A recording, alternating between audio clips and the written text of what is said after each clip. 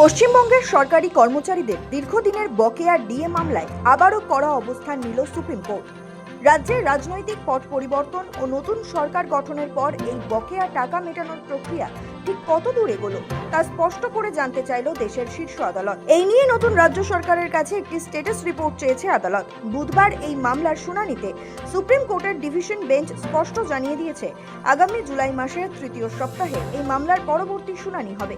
তবে সেই শুনানির দিন ধার্য হওয়ার আগেই রাজ্য সরকারকে তাদের সদিচ্ছা ও পদক্ষেপের খতিয়ানের রিপোর্টটি আদালতে পেশ করতে হবে।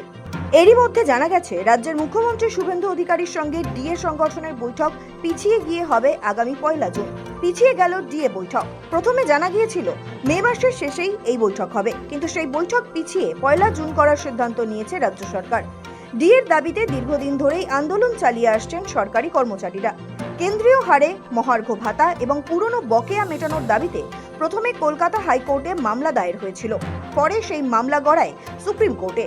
দীর্ঘদিন ধরে বিচারাধীন এই মামলায় এর আগেই গুরুত্বপূর্ণ নির্দেশ দিয়েছিল শীর্ষ আদালত। তৃণমূল সরকারের আমলেই সুপ্রিম কোর্ট নির্দেশ দিয়েছিল সরকারি কর্মচারীদের বকেয়া ডিএর অন্তত 25% অবিলম্বে মিটিয়ে দিতে হবে। পাশাপাশি বাকি অর্থ ধাপে ধাপে পরিশোধ করার কথাও বলেছিল আদালত। সেই উদ্দেশ্যে একটি কমিটিও গঠন করা হয়েছিল, কিন্তু সরকারি কর্মচারীদের অভিযোগ, আদালতের নির্দেশ সত্ত্বেও বকেয়া ডিএ মেটানোর ক্ষেত্রে বাস্তবে কোনো উল্লেখযোগ্য অগ্রগতি হয়নি।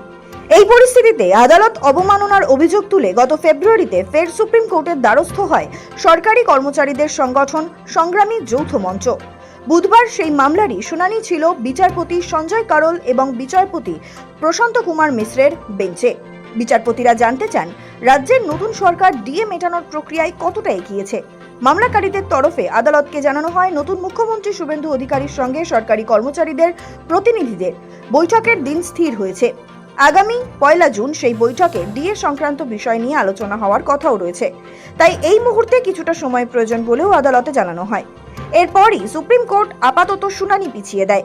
আদালত জানিয়ে দেয়, জুলাই মাসের তৃতীয় সপ্তাহে আবার এই মামলার শুনানি হবে।